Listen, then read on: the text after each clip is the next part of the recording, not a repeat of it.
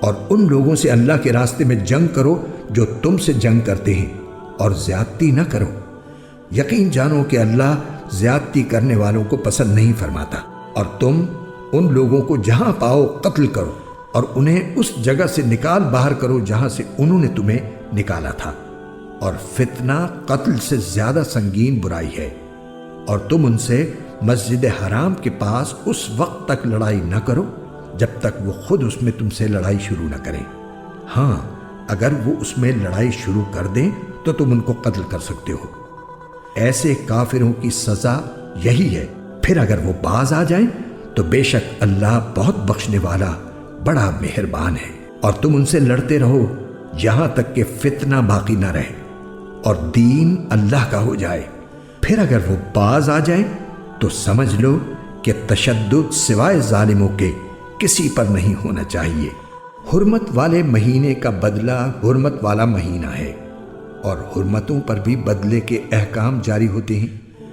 چنانچہ اگر کوئی شخص تم پر کوئی زیادتی کرے تو تم بھی ویسی ہی زیادتی اس پر کرو جیسی زیادتی اس نے تم پر کی ہو، اور اللہ سے ڈرتے رہو، اور اچھی طرح سمجھ لو کہ اللہ انہی کا ساتھی ہے جو اس کا خوف دل میں رکھتے ہیں۔ اور اللہ کے راستے میں مال خرچ کرو، اور اپنے آپ کو خود اپنے ہاتھوں ہلاکت میں نہ ڈالو، اور نیکی اختیار کرو، بے شک اللہ نیکی کرنے والوں سے محبت کرتا ہے۔ اور حج اور عمرہ اللہ کے لیے پورا پورا ادا کرو۔ ہاں، اگر تمہیں روک دیا جائے تو جو قربانی میسر ہو اللہ کے حضور پیش کر دو، اور اپنے سر اس وقت تک نہ منڈاؤ جب تک قربانی اپنی جگہ نہ پہنچ جائے۔ ہاں، اگر تم میں سے کوئی شخص بیمار ہو یا اس کے سر میں کوئی تکلیف ہو تو روزوں یا صدقے یا قربانی کا فدیہ دے۔ پھر جب تم امن حاصل کر لو تو جو شخص حج کے ساتھ عمرے کا فائدہ بھی اٹھائے وہ جو قربانی میسر ہو اللہ کے حضور پیش کرے۔ ہاں، اگر کسی کے پاس اس کی طاقت نہ ہو تو وہ حج کے دنوں میں 3 روزے رکھے، اور 7 روزے اس وقت جب تم گھروں کو لوٹ جاؤ۔ اس طرح یہ کل 10 روزے ہوں گے۔ یہ حکم ان لوگوں کے لیے ہے جن کے گھر والے مسجد حرام کے پاس نہ رہتے ہوں۔ اور اللہ سے ڈرتے رہو اور جان رکھو کہ اللہ کا عذاب بڑا سخت ہے۔ حج کے چند متعین مہینے ہیں، چنانچہ جو شخص ان مہینوں میں احرام باندھ کر اپنے اوپر حج لازم کر لے تو حج کے دوران نہ وہ کوئی فحش بات کرے، نہ کوئی گناہ، نہ کوئی جھگڑا۔ اور تم جو کوئی نیک کام کرو گے اللہ اسے جان لے گا۔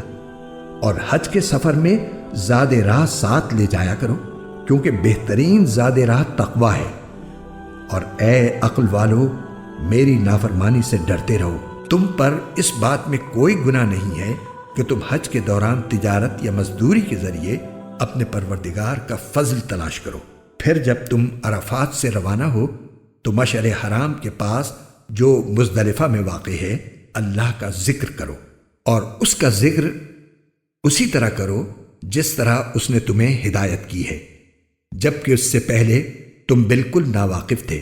اس کے علاوہ یہ بات بھی یاد رکھو کہ تم اسی جگہ سے روانہ ہو جہاں سے عام لوگ روانہ ہوتے ہیں، اور اللہ سے مغفرت مانگو، بے شک اللہ بہت بخشنے والا ہے، بڑا مہربان ہے۔